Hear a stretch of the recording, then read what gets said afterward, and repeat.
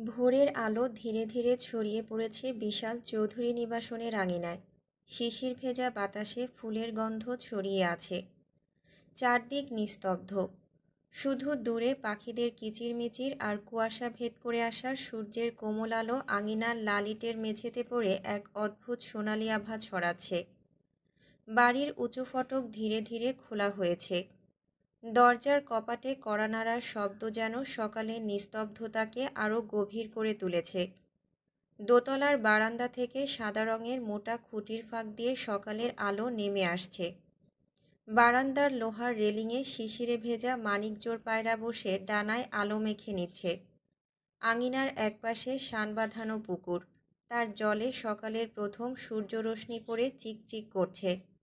জল নাড়াচাড়া করছে কচুরিপানা আর মাঝে মাঝে মাছ লাফিয়ে ওঠার তরঙ্গ। পুকুর ঘাটে কয়েকজন দাসী ঘোমটা টেনে জল তুলছে। তাদের কণ্ঠে সুরেলা আড্ডা ভেসে আসছে সকালের শান্ত আবহে। বাড়ির ভেতর থেকে ভেসে আসছে চুলায় কাঠ জ্বালানোর গন্ধ আর রান্নার প্রথম ধোঁয়া। পুরনো দেয়ালের ছায়া ভেদ করে নতুন দিনের প্রাণচাঞ্চল্য ধীরে ধীরে জেগে উঠছে। এমন সকাল যেন জমিদার বাড়ির প্রাচীন ইতিহাসকেও সজীব করে তোলে। পুকুর পাড়ে বসে আছে মায়া, তৃষ্ণার শেষ শানে মুখ ধুচ্ছে। মীর সেখানে উপস্থিত হয়। কিছুক্ষণ হয় রহিমাদের বাড়ি থেকে ফিরেছে। মায়াকে একা বসে থাকতে দেখে মীরও পুকুর পাড়ে উপস্থিত হয়। মীরকে দেখে তৃষ্ণা বাড়ির ভেতরে চলে যায়। মীর কালো রঙের শার্ট এবং অ্যাশ রঙের প্যান্ট পরে আছে। হাতে একটা সোনালি রঙের ঘড়ি। মীর গিয়ে বসে মায়ার পাশে। মায়া মীরের থেকে মুখ সরিয়ে নেয়। মীর কিছুটা কোমল কণ্ঠে বলল, রূপসী বোনটি কোনো কারণে রাগ করে আছে নিশ্চয়ই, কিন্তু কী কারণে রাগ হয়ে আছে বলা যাবে কি? মায়া বলল, আমি কারো সাথে কথা বলতে চাই না, আপনার সাথেও না। আর আপনি একটা মিথ্যাবাদী। তা কোন কারণে আমাকে মিথ্যাবাদী বলা হচ্ছে জানতে পারি কি? গতকাল আপনি আমার সাথে মিথ্যা বলেছেন।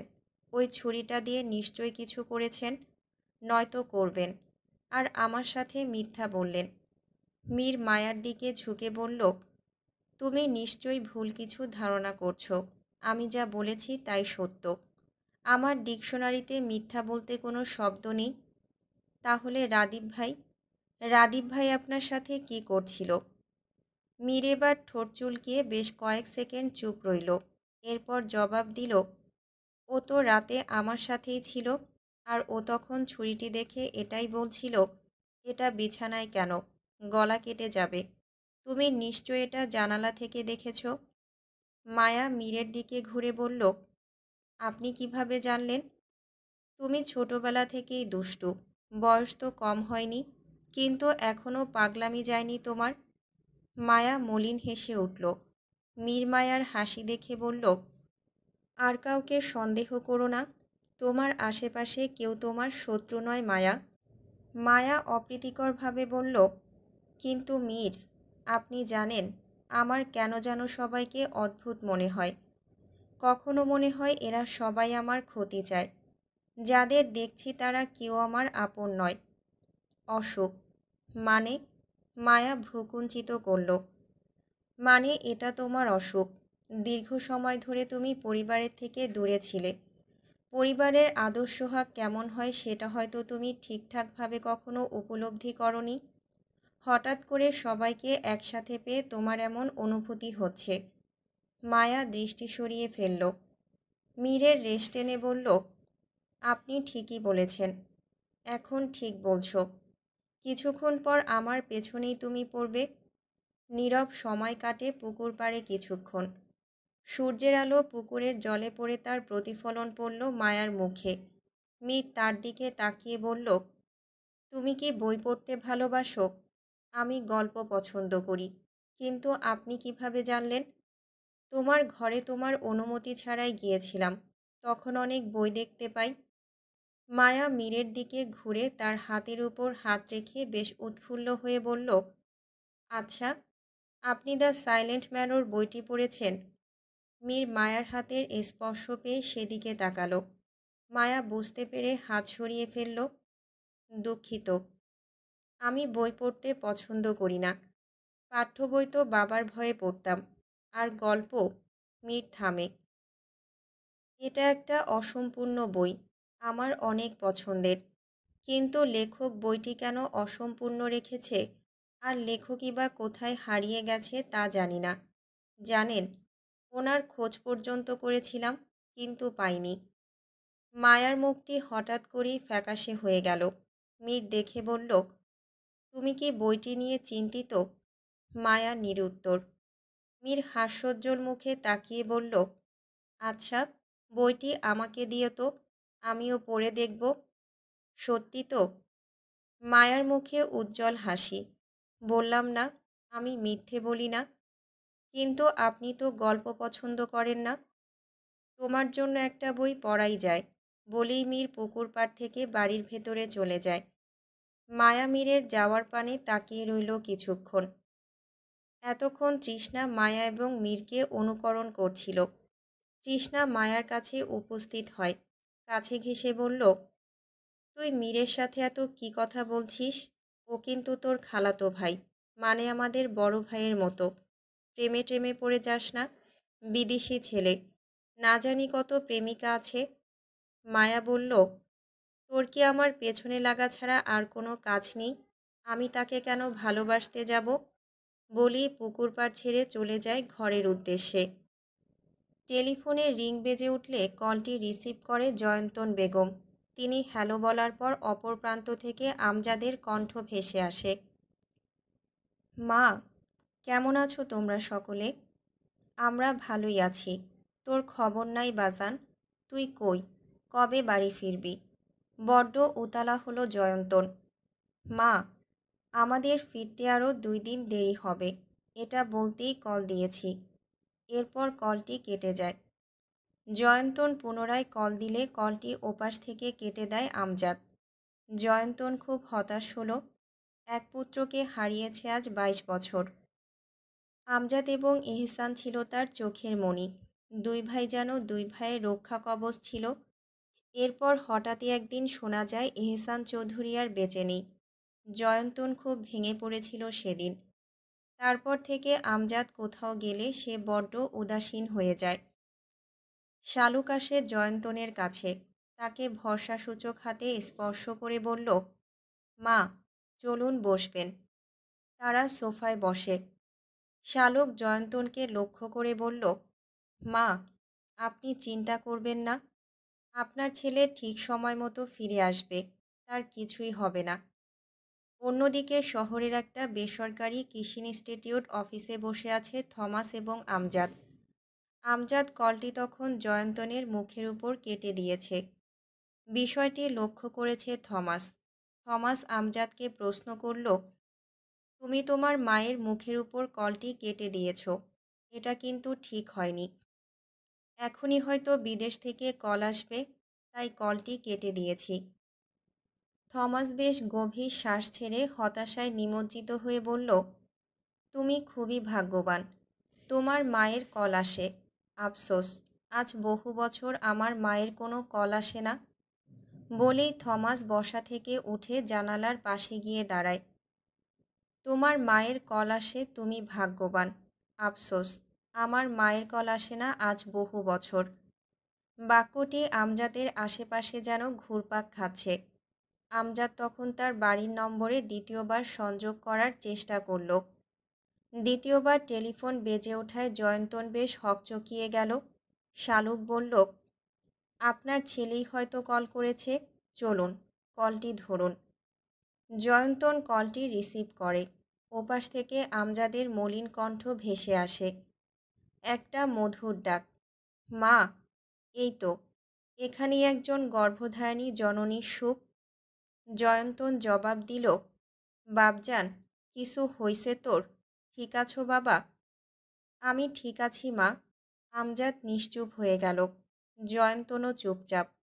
আমজাদ হঠাৎ করে বলল, মা, আমি কিন্তু তোমায় সেই ছোট্টবেলার মতোই ভালোবাসি। কথাটি শুনে জয়ন্তন ফুঁপিয়ে কেঁদে উঠল। দৃশ্যটি দেখল শালুক, তার ঠোঁটের ফাঁকে হাসি। বলা হয় শাশুড়ির সাথে তার ছেলের সুসম্পর্ক বউয়ের নাকি সহ্য হয় না, কিন্তু শালুক যেন তার উল্টো। তিনি সবসময় চান জয়ন্তন যেন মৃত্যুর শেষ অবধি হাসি খুশি থাকেন। জয়ন্তন জবাব দিল, কাজ শেষ কইরা জলদি বাড়ি চইলা আইসো বাপজান। অপর প্রান্ত থেকে আমজাদ বলল, দোয়া রাইখো মা। জয়ন্তন কল কেটে দেয়। এতক্ষণে ঘটে যাওয়া ঘটনাটি দেখল মীর দোতলা থেকে। দোতলার রেলিং ধরে দাঁড়িয়েছিল সে।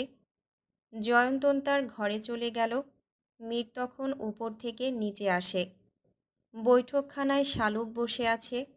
এসে মীর খুব নতজানু হয়ে তার কোলে মাথা রেখে দেয়। শালুক একটু নির্বিকার প্রশ্ন করল, মীর, শরীর খারাপ তোর? কিছু হয়েছে বাপ তোর? ছোট মা, একটু শুতে দাও, ভালো লাগছে না। মায়ের কথা খুব মনে পড়ছে। শালুক মীরের মাথায় হাত বুলিয়ে দিয়ে বলল, আমি কি তোর মা নই মীর? থেমে দীর্ঘশ্বাস ছেড়ে আবার বলল, গর্ভধারিণী মায়ের মতো দুনিয়াতে আর কেউ হয় না আমি জানি। গর্ভধারিণী মায়ের স্পর্শ সন্তান সুস্থ হয়ে ওঠে।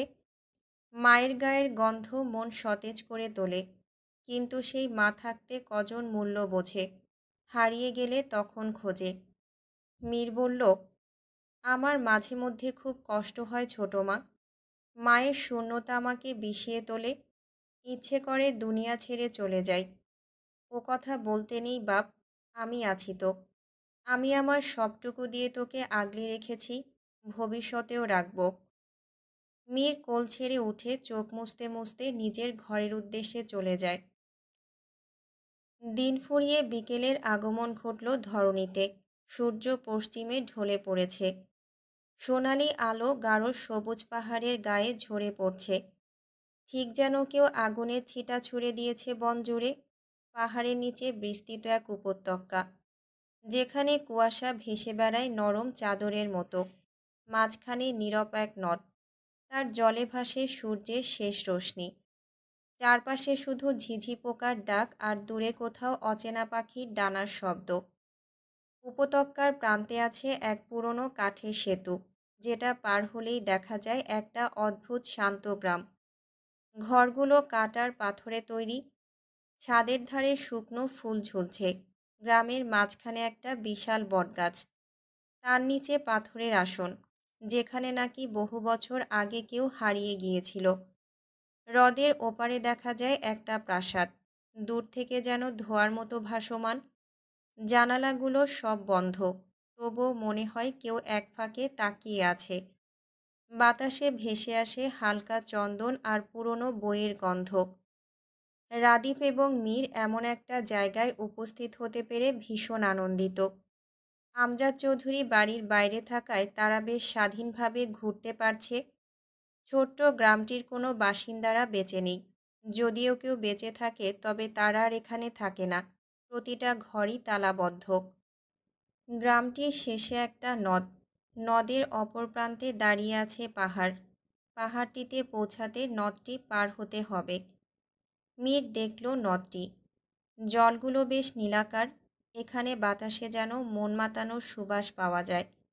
মীর রাদীফকে লক্ষ্য করে বলল, ওদিকে একটা প্রাসাদের মতো দেখা যাচ্ছে না, ওটা কি? রাদীপ বলল, ওটা সম্ভবত কোনো রাজাদের নগর ছিল। সময়ের সাথে সাথে আজ পরিত্যক্ত। আজ শুধু শ্যাওলা এবং জলের আয়ত্তে প্রাসাদটি। কত বছর হয় এটি পরিত্যক্ত?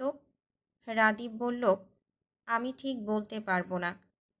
মীর খুব তীক্ষ্ণ দৃষ্টিতে তাকালো প্রাসাদটির দিকে। নদের অপর প্রান্তে সূর্য নিজ গন্তব্যে ঢলে পড়াতে পরিষ্কার দেখা যাচ্ছে না কুয়াশার জন্য। প্রাসাদটি দেখে মনে হচ্ছে এখনও জীবন্ত। ওখানকার প্রতিটা মানুষ জীবন্ত। তারা যেন এপারে তাকিয়ে আছে সাহায্যের জন্য। মীর এক ধ্যানে তাকিয়ে রইল। রাদীপ মীরকে ডাকল। মীর শোনেনি, সে অন্য ধ্যানে মগ্ন। এরপর রাদীপ মীরের শরীরে স্পর্শ করে ডাকল। মীর হুঁশে ফেরে। মীর রাদীপকে জিজ্ঞেস করে, আচ্ছা, প্রাসাদটি হঠাৎ নীরব হয়ে যাওয়ার কারণটা কি? এটার আবার কারণ কি? সময়ের নিয়মই এটা। আজ যদি আমরা দুনিয়া থেকে চলে যাই, এরপর আমাদের জমিদার বাড়িটিও এরকম পরিত্যক্ত হয়ে যাবে। নদের জলে ডুবে যাবে। এরপর ডুবুরিরা আমাদের রাখা স্বর্ণমুদ্রা উত্তোলন করবে। বলেই রাদীপ নিঃশব্দে হাসল। মীর দীর্ঘশ্বাস ফেলল। মানুষ কেন এভাবে হারিয়ে যায়? কত রাজ্য প্রাচুর্য অর্জন করে, সবাই কত আনন্দ নিয়ে বসবাস করে, এরপর হঠাৎ করেই সব কিছু ধুলোমাখা হয়ে পড়ে থাকে। সবাই মাটির সাথে মিশে যায়, থাকে শুধু তাদের স্মৃতি। মীর ঘোরে পুনরায়, একবার প্রাসাদটির দিকে দেখে। ততক্ষণে সন্ধ্যা ছুঁই ছুঁই সময়ের আগমন ঘটে। রাদীপ বলল, কাঠের সেতুটি পার হওয়াটা ঝুঁকিপূর্ণ হবে। আসার সময় তো এসেছি, জানি না এখন যেতে পারবো কি না। তাড়াতাড়ি চল, ওপারে আমাদের অশ্ব আছে। মীর বলল, চিন্তা করিস না, যেতে পারবো, চল। বলেই ছোট্ট গ্রামটির চূড়া থেকে যেতে যেতে বারবার পেছন ঘুরে দেখল মীর। নীরব প্রাসাদটি যেন তাকে ডাকছে, কিন্তু নীরবেই, যার কোনো শব্দ নেই। তারা কাঠের সেতুটির কাছে উপস্থিত হয়। সেতুটির নিচ থেকে বয়ে যাচ্ছে জলরাশি, প্রখর জলের স্রোত। তার মধ্যে থেকে বড় বড় পাথর দেখা যাচ্ছে। রাদীপ বলল, মীর, হঠাৎই জলের স্রোত বেড়ে গেছে। যদি সেতুটি ভেঙে নিচে পড়ে যায়, মৃত্যু নিশ্চিত। ভুলভাল না বকে চল, সন্ধ্যা হয়ে আসছে। অশ্বের চিৎকার শোনা যাচ্ছে। আমি আবার অশ্বের কান্না সহ্য করতে পারি না। পুরনো কাঠের সেতুটি থেকে কর্কশ শব্দ ভেসে আসছে, বাতাসের সাথে সাথে কিছুটা দুলছেও। মীর আগে আগে পা বাড়িয়ে যেতে শুরু করল, রাদীপ পেছনে। ধীরস্থিরভাবে মাঝ বরাবর সেতুটিতে পৌঁছালে রাদীপের পেছনের একটা কাঠ ভেঙে যায়। রাদীপ এবং মীর পেছন ঘুরল। রাদীপ কিছুটা ভয় পেল, কিন্তু মীর ভরসা দিয়ে বলল, কিছু হবে না, ভয় পাস না, চলে আয়। পুনরায় দুজনে হাঁটা শুরু করে। রাদীপ তখন পেছন থেকে বলল, আমি যদি নিচে পড়ে যাই, তাহলে কি হবে বুঝতে পারছিস? হ্যাঁ, বুঝতে পারছি। কি বুঝেছিস বল? তোকে দেখার আগেই তোর হবু বউ বিধবা হয়ে যাবে। বলেই চাপা স্বরে হাসে মীর। রাদীপ বলল, মজা করছিস? আমার কিন্তু সত্যিই ভয় হচ্ছে। ভয় না পেয়ে চলে আয়। বলে মীর প্রায় সেতুর শেষ সীমানায় পৌঁছে যায়। মীর অপর প্রান্তে পৌঁছে যায়। রাদীপ প্রায়ই সেতুটির শেষ সীমানায় পৌঁছে যায়। সেতুর শেষ কাঠ পার হয়ে যেতেই দড়ি ছিঁড়ে রাদীপ নিচে পড়ে যায়। রাদীপ তীর্যক আওয়াজ করল। মীর হতবম্ব হয়ে যায়। রাদীপ তখন সেতুর ছেঁড়া দড়িটা ধরে ফেলে। মীর বিস্মিত হয়ে উঠল। হঠাৎ যে মুহূর্তে রাদীপ কাঠ ভেঙে পড়ল, তখন তার পৃথিবীটা যেন উল্টো হয়ে গেল। বাতাস হঠাৎ তীক্ষ্ণ ছুরির মতো কানে বিঁধতে লাগল। শরীরের ভারহীনতা যেন কেউ নিচ থেকে টেনে নিচ্ছে রাদীপকে, অথচ তার উপরে ওঠার চেষ্টা। এক সেকেন্ডেই মনে হলো শেষ, সব শেষ। মাথার ভেতর অসংখ্য চিন্তা বিদ্যুৎ বেগে ছুটল মীরের। রাদীপ একবার আতঙ্ক নিয়ে নিচে দেখল। জলরাশি যেন তার দিকে তাকিয়ে আছে, তার অপেক্ষা করছে। রাদীপ ভয়ে চুপসে গেল। পরিবার, মুখগুলো, অসমাপ্ত কাজ সব যেন চোখের সামনে ভেসে উঠল। চোখের সামনে আকাশ, গাছ, পাথর সব ঘুরছে। বাতাসে শরীরের আঘাতের ধাক্কা, বুকের ভেতর হাহাকার, আর গলার কাছে চিৎকার আটকে থাকা একটা শব্দ। মীর উপর থেকে হাঁটু মাটিতে রেখে রাদীপের দিকে ঝুঁকে বলল, ভয় পাস না, দড়িটা ধরে রাখ। ঠিক তখনই রাদীপের ধরে থাকা দড়িটা থেকে ছিঁড়ে পড়ার শব্দ এলো। মীর তখন দড়িটা উপর থেকে ধরে নিজের হাতে পেঁচিয়ে নেয়, কিন্তু তার পক্ষে নিচ থেকে রাদীপকে টেনে উঠানো সম্ভব নয়। দড়িটাও ছিঁড়ে যেতে পারে। মীর কী করবে বুঝতে পারল না। সন্ধ্যা নেমে আসছে, চারদিকে কোনো জনমানব নেই। ঝুলে থাকা রাদীপ চেঁচিয়ে বলল, মীর, আমায় টেনে ওঠা। মীর আপ্রাণ চেষ্টা করল, কিন্তু পারছে না। দড়িটাও ছিঁড়ে যাওয়ার উপক্রম। মীরের অশ্ব তখন পেছন থেকে হেঁসাধ্বনি তুলল। মীর তখন পেছনে ঘোরে, দেখল রাদীপ এবং তার অশ্ব দাঁড়িয়ে আছে। মীর একবার রাদীপের দিকে দেখল, এরপর তার অশ্বের দিকে তাকিয়ে চেঁচিয়ে বলল, অগ্লিন, দড়িটা ছুঁড়ে দে আমার দিকে। অশ্ব অগ্লিন মীরের বাক্য বুঝতে না পারলেও বিপদের আশঙ্কার কণ্ঠস্বর যেন বুঝতে পারল। অগ্লিন শরীর ঝাঁকুনি দিয়ে পিঠ থেকে দড়ি ফেলে মীরের দিকে ছুঁড়ে ফেলে। মীর দড়িটা রাদিফের দিকে ফেলে বলল, ওটা ধর, আমি টেনে তুলছি। রাদীপ ধরল। এরপর মীর এবং অগ্লিন মিলে কোনোভাবে রাদীপকে টেনে তোলে। রাদীপ উপরে এসে মাটিতে লুটিয়ে শুয়ে পড়ে। মীরও জোরে জোরে নিঃশ্বাস ফেলল। বেশ কিছুক্ষণ পর রাদীপ এবং মীরের ক্লান্তি দূর হয়। রাদীপ শোয়া থেকে উঠে বসে। মীর তার দিকে দেখল। রাদীপও মীরের দিকে তাকায়। এরপর দুজন অট্টহাসিতে তলিয়ে পড়ল। হাসি থামিয়ে মীর বলে, অসাধারণ অভিজ্ঞতা হলো। হ্যাঁ, আর একটু হলে আমি জলের স্রোতে না জানি কোথায় গিয়ে পৌঁছাতাম। মীর তখন কণ্ঠ খাদে নামিয়ে মোহময় কণ্ঠে বলল, আমি থাকতে তোর কিছুই হতে দিতাম না। রাদীপ মীরের দিকে ঘুরে তাকালো, চক্ষু শীতল। আমরা তো ভাইয়ের থেকে বেশি, আজ আর একটা সম্পর্কের নাম দেওয়া যাক। রাদীফের প্রস্তাব। বন্ধু, তাই তো, আজ থেকে আমরাও বন্ধুত্বে পরিচয় নিলাম। মীর মৃদু হাসল। সন্ধ্যার আবছা আলো ধরে মীর এবং রাদীপ চৌধুরী নিবাসনের উদ্দেশ্যে রওনা হয়। অশ্বকে তারা ধীরস্থির গতিতে নিয়ন্ত্রণ করছে। খোলা মাঠ ধরে তারা এগোচ্ছে। চারপাশ শুনশান। তাদের থেকে কিছু দূরে ডান এবং বাদিকে সারি সারি মৃত গাছ। রাদীপ চারপাশ দেখে বলল, তাড়াতাড়ি চল, অন্ধকার নেমে আসছে। রাদীপ কথাটি শেষ করতে না করতেই একটা তীরের ফলক এসে তাদের সামনের মাটিতে বিদ্ধ হয়। তারা বেশ আশ্চর্য হলো। অশ্ব দাঁড়িয়ে যায়। কোথা থেকে তীরটা আসলো দেখার জন্য তারা চারদিকে তাকালো। তখন দেখতে পায় দূরে মৃত গাছগুলোর স্থান থেকে একজন তীরটা ছুঁড়েছে।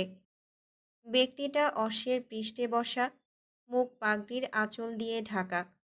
দূরে থাকায় স্পষ্টভাবে তাকে চিহ্নিত করা গেল না। মীর নিচে নেমে দেখল তীরের সাথে একটা চিরকুট। মীর চিরকুটটা খুলল। তাতে লেখা, চোখের সামনে প্রিয় মানুষের মৃতদেহ দেখার মতো সৌভাগ্য কারো না হোক, চাইলে সত্যটা তোমরা উন্মোচন করতে পারবে।